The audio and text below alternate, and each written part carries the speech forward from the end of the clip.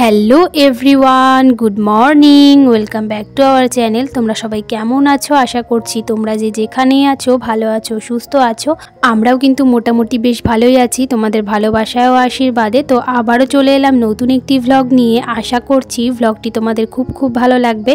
তো আমার channel ডোনাস lifestyle ভ্লগে তোমাদেরকে আরও একবার ওয়েলকাম জানিয়ে নতুন একটি ভ্লগ কিন্তু শুরু করছি। তো আজকে হচ্ছে বুধবার, আর এখন বাজে ওই ঘড়ির কাঁটায় সকাল 6:30। তো এখান থেকেই কিন্তু আমার ব্লগটা আজকে স্টার্ট করছি। তো ঘুম থেকে উঠেই দেখো আমাদের ঘরটা প্রথমে ঝাড় দিয়ে নিয়েছি। ঝাড় দিয়ে কিন্তু এখন এই যে উঠোনটাকেও ঝাড় দিয়ে নেব, কারণ চারিপাশে তোমরা দেখতেই পাচ্ছ কেমন একটা রোদ উঠে গেছে। কারণ যত বেলা হবে এখন রোদটাও কিন্তু উঠতে থাকবে। তো সেই জন্য ভাবলাম ঘরটাকে ঝাড় দিয়ে আগে উঠোনটাকেও ঝাড় দিয়ে ফেলি। তো এই যে উঠোনটাকে এখন ঝাড় দিয়ে নিচ্ছিলাম। তো যাই হোক, তোমাদেরকে ভিডিওটি প্রথম থেকে শেষ পর্যন্ত দেখার অনুরোধ রইল। তোমরা কিন্তু কোনো রকম স্কিপ না করে ভিডিওটি প্রথম থেকেই শেষ পর্যন্ত দেখবে। আর দেখে ভালো লাগলে অবশ্যই একটি লাইক করে সুন্দর করে একটি কমেন্ট করে তোমাদের পরিবারে যাওয়ার মতো সুযোগ করে কিন্তু দিয়ে যাবে। তো যাই হোক, উঠোনটাকে ঝাড় দিয়ে এখন কিন্তু বাড়ির আশপাশটাকেও বেশ ভালো করে ঝাড় দিয়ে নেব। তো দেখো এই যে আমাদের তো সকালবেলা ছাগলগুলোকে বাঁধাই হয়েছে রাস্তায়। তো এই পাশটাকেও এখন ঝাড় দিয়ে নিলাম। তো রাস্তাটা আর ঝাড় দিলাম না, কারণ রাস্তাটা একটু মোটামুটি পরিষ্কারই আছে। তো যাই হোক, এখন তো ঠান্ডার দিন আর রাস্তাঘাট কিন্তু প্রচণ্ড ধুলো হয়।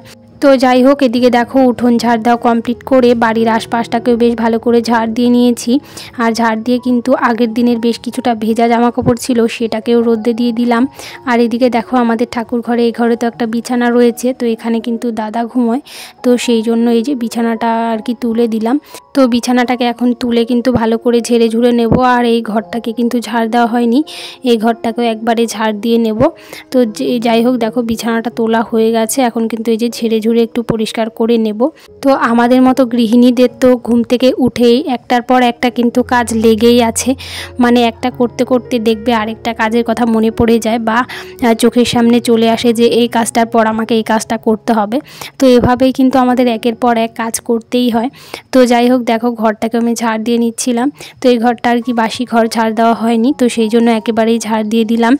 তারপর দেখো চলে এসেছি ঘরে। আর ঘরে এসে কিন্তু এই যে ছেলে উঠে গেছে, আর ম্যাজিক করে কিন্তু আমি বিছানাটাকেও তুলে নিলাম। এরকম ম্যাজিক করে যদি সমস্ত কাজ করা যেত তাহলে কতই না ভালো হতো, তাই না বলো বন্ধুরা?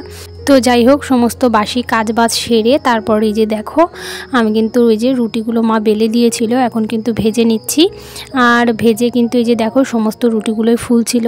আর রুটি বানানোর সময়, ভাজার সময় যদি রুটিগুলো ফোলে তাহলে কত ভালো লাগে, তাই না? তো যাই হোক, এদিকে চাও করে নিয়েছি আর রুটিও নিয়ে নিয়েছি।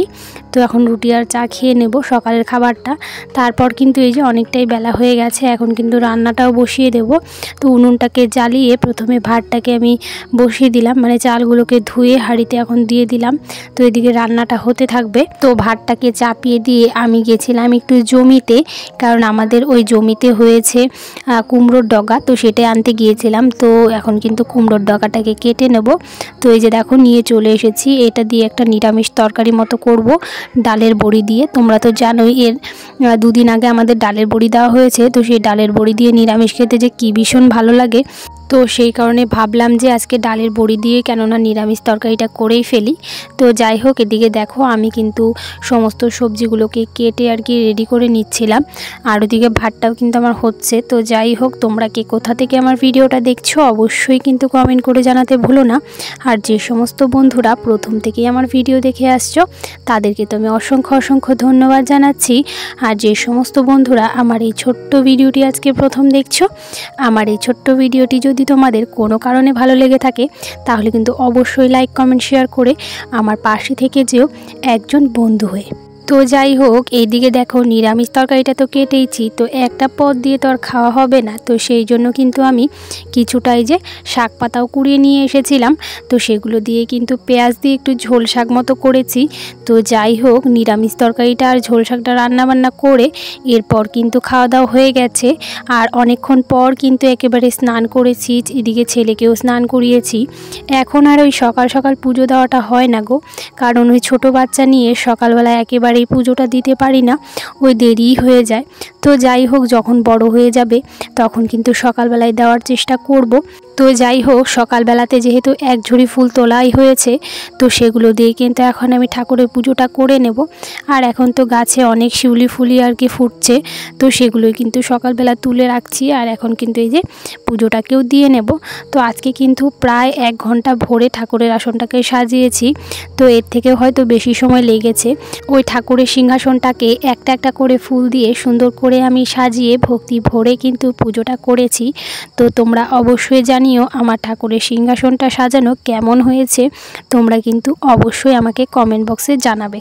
তো অনেক দিদিভাইরাই কমেন্টস করো যে দিদিভাই তোমার ভিডিওগুলো ভীষণ ভালো লাগে, তুমি খুব সুন্দর করে সংসারের কাজকর্মগুলি করো, তোমরা এত এত সুন্দর কমেন্ট করো আর প্রথম থেকেই আমার সাথে রয়েছো, তার জন্য তোমাদেরকে অসংখ্য অসংখ্য ধন্যবাদ জানাচ্ছি। তোমরা এখন বলে নয়, আমি যতদিন এই সোশ্যাল মিডিয়ায় থাকবো তোমরা অবশ্যই আমার পাশে থেকো, আমিও তোমাদের পাশে রয়েছি। কিছু কিছু কারণের ক্ষেত্রে হয়তো তোমাদের ভিডিওগুলো কোনো দিন দেখা হয় না, তো কিন্তু আমি যখনই সময় পাই তোমাদের ভিডিওগুলো কিন্তু দেখে আসি। তো যাই হোক, এরপর কিন্তু পুজো দেওয়া কমপ্লিট করে নিয়েছিলাম, মানে সাজানো কমপ্লিট হয়ে গেছে আর পুজোটাও কিন্তু করে নিয়েছি। তো পুজো দিয়ে এরপর কিন্তু বিকেলবেলার এই যে জামা কাপড়গুলো কিন্তু এখন তুলে নেব, কারণ অনেকটাই আর কি সন্ধ্যা সন্ধ্যা হয়ে গেছে, এখন জামা কাপড়গুলো তুলে আর কি সন্ধ্যাটাও দিয়ে নেব। তো চলো, আজকের ভিডিওটা এই পর্যন্তই। আজ আসি, কাল আবার দেখা হবে নতুন কোনো ব্লগ নিয়ে, নতুন কোনো ভিডিও নিয়ে। টাটা বন্ধুরা।